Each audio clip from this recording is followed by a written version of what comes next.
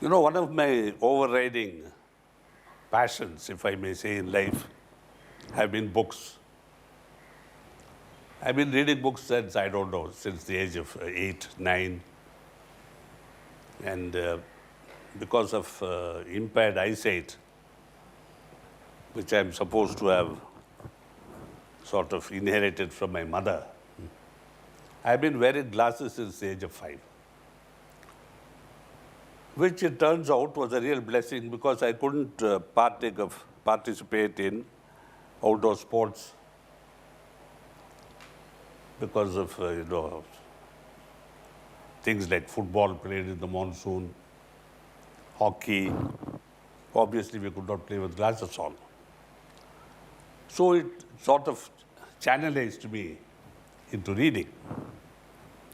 And I love reading to such an extent that even today when my eyesight, I'm now in my 80th year, my eyesight is considerably impaired, glasses are not improving the situation.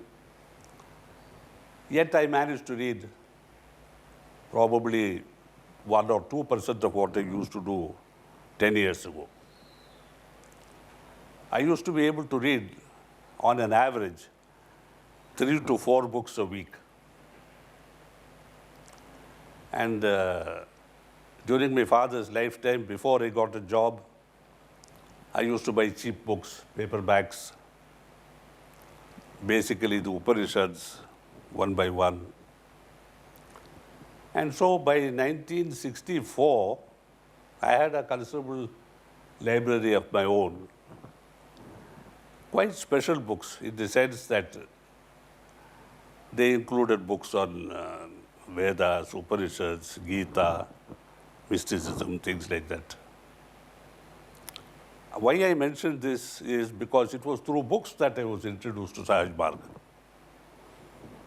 My father had a friend, Mr. Veera Raghavan, who was a chemist. He was one of those people who had an associateship of the Royal Institute of Chemistry, England. And he was in the forensic department of the Madras government. None of us knew that he was a preceptor in Sahaj Marg system. But he used to come to my house because being also a homeopath, he and my father used to discuss a lot of things. And one day he saw me in the library and said, since you are interested so much in reading all these things which are very special topics, why don't you do something about it? I have mentioned this in my book about Babuji Maharaj, my master, which was written in 1974, which is a story by itself. We'll come to that later. So when he gave me this invitation, I said, well, I have been doing some things on my own, but I have no guidance, so I've stopped. Then he said, some of us, we sit and meditate, and we have an acharya. We request you to come. My father joined up with the mission the next week, which happened to be Basant Panchami Day of 1972, February 1972. But I had to go to Bombay on my company work, and my induction was delayed by a week. So it was through books, that I came to Sahaj Marg, through the way of knowledge. And it's interesting, that in one of the messages in Whispers, Babuji says, my son is not something like that, I can't quote exactly. He's not a mystic, he's a karma yogi. See.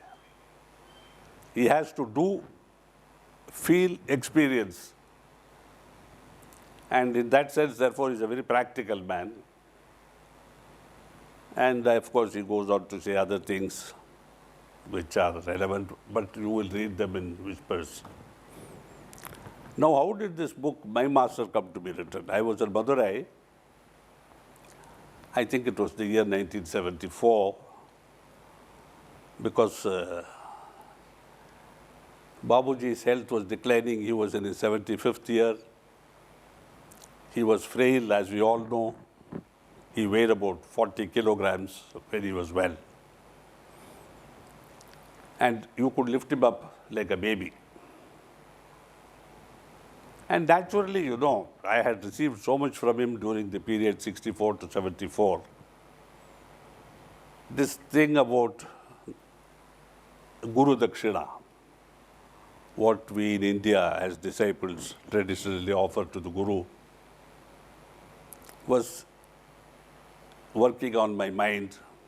And during the meditation in Madurai, the thought came to me that the most fitting Guru Dakshina would be to write about him, because till then nobody had written about Babuji Maharaj as a biography, People had praised him extravagantly in some articles. They boasted about their own discipleship, things like that, but there was no cogent, coherent biography of Babuji Maharaj. So I thought it would be the most fitting. And I seem to hear Babuji saying, it is an excellent idea. 3 days later, I was in one of those hill places with a coffee estate, some 40 miles out of Coimbatore. And we were in a bungalow, which was normally the manager's bungalow, but he appeared to have gone on a holiday to Kerala. So we had exclusive occupation. We were about 3 or 4 people. And this decision to write came back to me. So I sent one of my people out to buy some paper, and he came back with ruled 40-page notebooks, cheap paper, flimsy cover, but something on which I could write. And then I sat down and wrote what I thought was going to be the first chapter, which eventually became the second chapter. 3 days later in Coimbatore, I wrote the second chapter, which became the first chapter. So the book got written in about, I think, 2 months. Of course, I didn't know it was going to be published, or Babuji would think so highly of it. I had developed the practice of sending him each chapter as I finished it. And he praised extravagantly the chapter on love. He said it is marvelously written. I'm quoting. Though I don't know what he wrote about love, you see. I wrote about him, which incidentally conveys the idea that he was love, you see, because writing about love, I wrote about him. And he said it is marvelously written, so whatever it was. He used to write back to me after reading every chapter. I know he read every chapter because he told me, and others told me also, that he had it read out to him and kept commenting. And he never commented except about chapter on love. And that one sentence was, it is marvelously written. In another letter, he asked me to expunge one sentence. He had been talking about transmission and the power of transmission, the effects of transmission, its miraculous ability to transform a disciple into the Guru himself. And in that context, he had told me that there was a certain system of meditation where if the Guru and disciple sat together and the disciple happened to have been appropriately developed to a level necessary for the purpose, in one sitting, he became physically and in every other way a replica of the Guru. But, added the master, he was dead. I had written this in the book. He said, please remove this sentence, as it will make people afraid and it will not attract more abhyasis. Nobody wants to die, in Sahaj Marg. So that one sentence was all that was changed. What I wrote was never edited either by me or anybody else. It is as I wrote, word for word, comma for comma, full stop for full stop. Eventually, it went into publication, and Babuji, of course, praised it extravagantly. He told my father it would be the best book of the mission. My father asked him, why, before it was published, Babuji, why don't you write a preface or an introduction? Babuji answered him, Rajagopalchari, the book is about me, so it would not be appropriate for me to write a preface. Then my father said, shall I write a preface? He said, no, no, that is not permitted at all because he is your son. And as the father, you cannot praise your own son. So then my father asked, what shall we do about it? He said, this book needs no introduction. It speaks for itself. That is his language, you know. It speaks for itself. Another person who praised it extravagantly was Justice M.L. Chaturvedi of the Allahabad High Court. He wrote to me when he read the book, I cherish this book and it shall be on my bedside table for me to read every day of my life. You are the first man in Sahaj Marg who I see is the true bird flying on both wings, the material and the spiritual, because you have achieved a high status in your material life and you have achieved perhaps even a higher state in your spiritual life. I bless you with more and more progress. So that was how the book was received, and needless to say, it sold well. And it was my everlasting regret that though many people handled cameras, you know, in those days and tape recorders, the quality was very poor. They used it in flickering light in the evenings when there was no power, with just a hurricane lamp lit. There was the sound of the grass being cut up into busa. Busa is the cattle feed that we produce. And there were all sorts of other noises, creaking of carts going in the, you know, the lane just outside Babuji's house, dog barking, every sort of noise. By day, it was the millions of parrots, the millions of sparrows that used to flood his garden and go on all day. You can probably hear it in some of our older recordings of Babuji's voice. Had there been adequate technical material or equipment available in those days, we could have made a really, what I think, a stunning movie of Babuji Maharaj, his daily life, things like that, you know. But that possibility was lost. So we are left to books to find out what he was, how he was, what he lived like, what was his daily schedule, things like that. So in that way, this book by Master appealed to most people, and especially because I was very close to him and very intimate with him. We were more like father and son than guru and disciple. And I used to ask lots of questions, and he answered. When I went to Shahjahanpur, I used to sleep with just near him on a charpai in his own bedroom, that sort of thing, you see. So people got into the habit of always asking me to tell us something about Babuji Maharaj. So this book sort of filled up the gap, you see, there also. Because it's difficult to go on telling stories about Babuji, because there were many intimate, shall we say, snippets of dialogues which I couldn't possibly write about nor speak about. For instance, I can tell you that before I was made his successor in 1974, he had been preparing one person, but for some reason, he dropped the idea. He had considered 2 or 3 other people, but found in them, I don't know what, maybe character traits or defects, which made them, in his opinion, unsuitable for this post.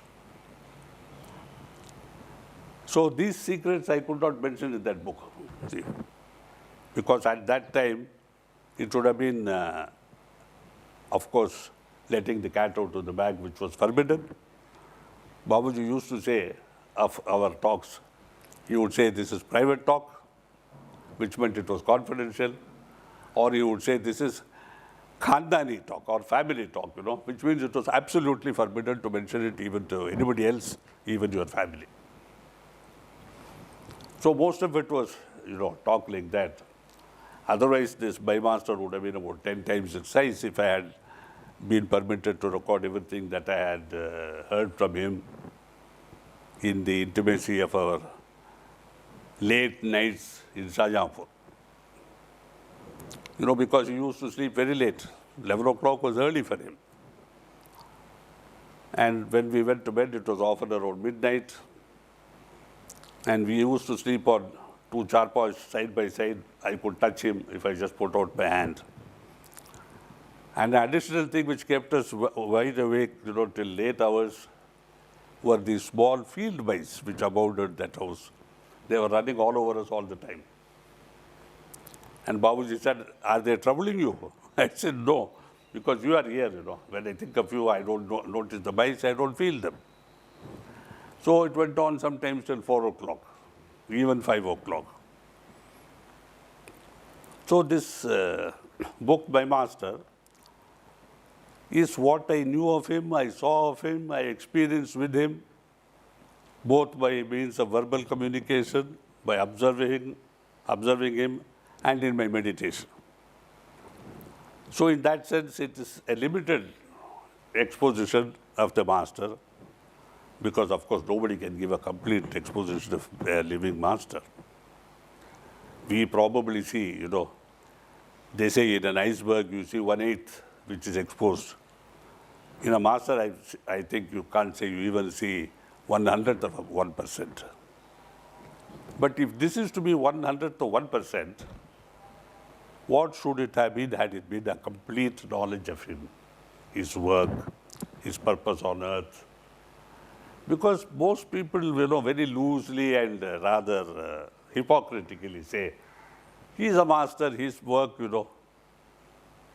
and they stop because they cannot continue. It is an intransitive verb or a transitive verb, whatever it is. Or they say, he must be God, God on earth. How can we mere mortals know anything about him? Assumption of humility, which is again false. In Sahaj Marg, we don't, at least my master, Babuji Maharaj, never thought much of humility. He said humility is being natural. Both arrogance and humility as it is practiced in Hindu society are both hypocritical. Arrogance means assuming to yourself things which are not, which you have not, which you may never be. Humility is trying to pretend that you are not even what you are, that you are prepared to take the dust from everybody's feet and going out of the gate and reviling him. From reading about St. Paul, who was called Saul of Tarsus before he became converted to Christianity. He was one of the apostles who never saw Christ in his lifetime. And he reviled Christ all his life. But it seems one day when he was crossing the desert, he heard a voice, "Saul, Saul, why are you persecuting me like this?" And at that moment, he was converted. And he became one of the most important, disciples. Not disciples, what do you call it? Apostles of Christ. Master unseen. Why I say this? We who are now here from the time of Babuji Maharaj, we have had so much exposure to a living master. We have rubbed shoulders with him, we have been near him, we have eaten with him, we have heard him speak. I was surprised always when my Western brothers and sisters loved his hookah more than him. You can hear this praise in some of the old recordings of Babuji with his Western Abhyasi's disciples. And he humorously says of his hookah, it speaks to me. What does it say? Well, that is in a different language, I am telling you. You know what it is called? Hookah. Yes, Babuji, what is it called? I am telling you, it is called Habil Babil. Like that you used to speak about the hookah, make them laugh.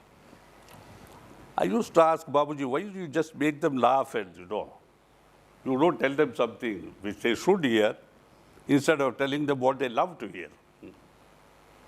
He said, this is the danger with loving. You don't know what you are loving, why you are loving. And should you love it at all? So he said love is a very dangerous thing, see, because at the highest level,